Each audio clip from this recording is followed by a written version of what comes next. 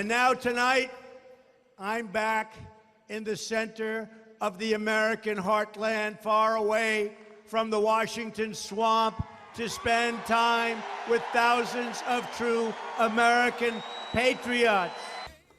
President Donald Trump returning to the Buckeye State, rallying thousands of voters in a campaign-style rally and defending his unconventional approach as necessary to change the country for the better.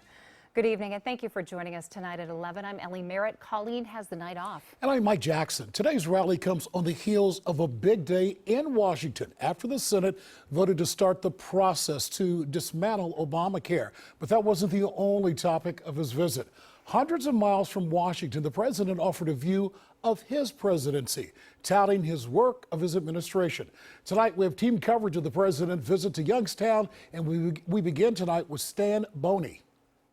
President Donald Trump entered the Covelli Center with the First Lady for a rally that was reminiscent of his campaign. I am thrilled to be back in the great state of Ohio, right here, with the incredible men and women of Youngstown. The president talked about many issues. He spent a lot of time on immigration.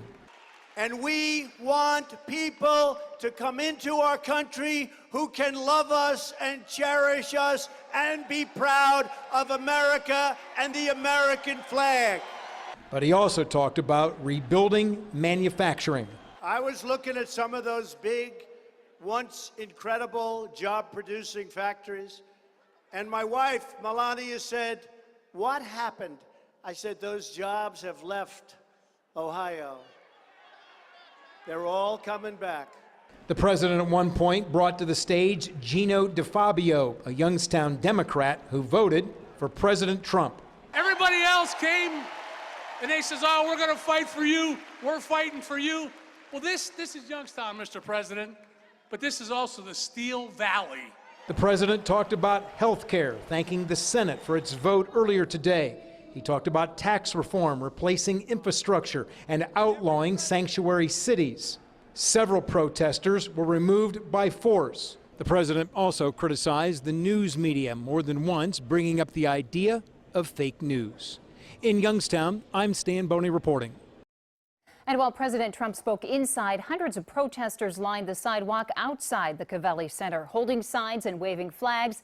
They voiced frustrations with the current administration. NBC4's Rob SNEED continues our team coverage tonight from Youngstown. Well, all those protesters cleared out, but earlier today there were hundreds out here, and there was a sense of anger and frustration outside of this arena. No! No, no, no! The president should be impeached for treason. They could be heard from blocks away. All Donald Trump does is lie. Pence lies.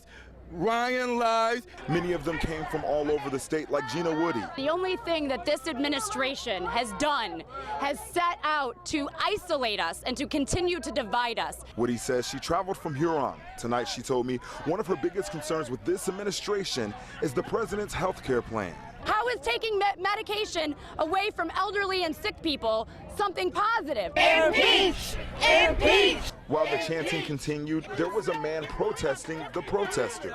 He's not getting rid of it, he's making it better. That man didn't want to be interviewed. Humanity first! Moments later, screaming and yelling came from the exit of the arena.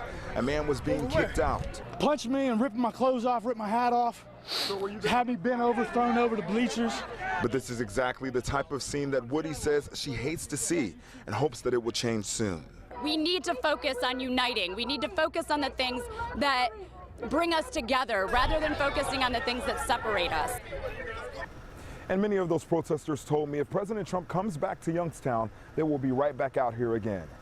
In Youngstown, Rob SNEED, NBC4. And you can download the free NBC4 News app tonight to watch more of the president's speech. Just tab on the story from your smartphone or tablet.